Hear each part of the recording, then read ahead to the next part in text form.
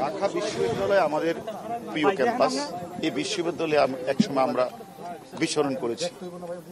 এই বিশ্ববিদ্যালয়ের এখানে অনেক নিয়মতান্ত্রিক আন্দোলন হয়েছে। এখন আমরা দেখেছি একটা নিয়মতান্ত্রিক আন্দোলনকে ঘিরে একটি কোঠাবিরোধী যারা আন্দোলনটা করছেন তারা একটা আন্দোলন করছেন আমরা দেখেছি।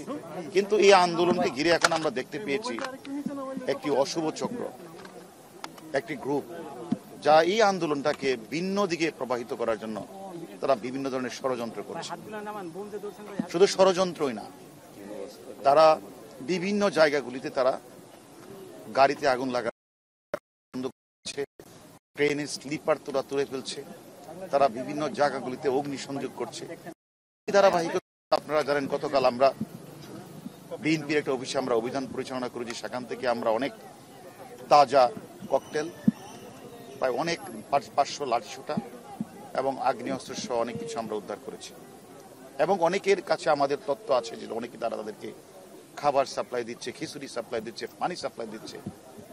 ওই কোমলমতি ছাত্রদের একটা নিয়মতান্ত্রিক আন্দোলনকে তারা ভিন্ন দিকে ধাবিত করার জন্য তারা আপ্রাণ চেষ্টা করেছে। অতীতেও কিন্তু এই অশুভ চক্র, স্বাধীনতা বিরোধী চক্র, তারা কিন্তু এই আন্দোলনটাকে ভিন্ন খাতে ধাবিত করার অনেক চেষ্টা করেছে। কিন্তু আমাদের পুলিশ, আমাদের ডিবি সবাই কিন্তু আমরা কাজ করে আমরা কিন্তু তাদের সেই অপচেষ্টাকে আমরা মানে মানে করতে দিইনি। কিন্তু এখনো আমরা লক্ষ্য করছি একটি গ্রুপ, একটি চক্র, তারা ভিন্নভাবে তারা অর্থ বিনিয়োগ করে, পানি সাপ্লাই দিয়ে, তারা সেখানে আগ্নেয়াস্ত্র, লাঠিসোঁটা সাপ্লাই করে তারা এই আন্দোলনটাকে তারা ভিন্ন দিকে ধাবিত করার জোর অপচেষ্টা চালাচ্ছে। আমরা তাদের সকলের নাম নাম্বার কিন্তু আমরা তাদের গ্রেপ্তার করার জন্য আমাদের প্রত্যেকটা টিম কিন্তু কাজ করছে।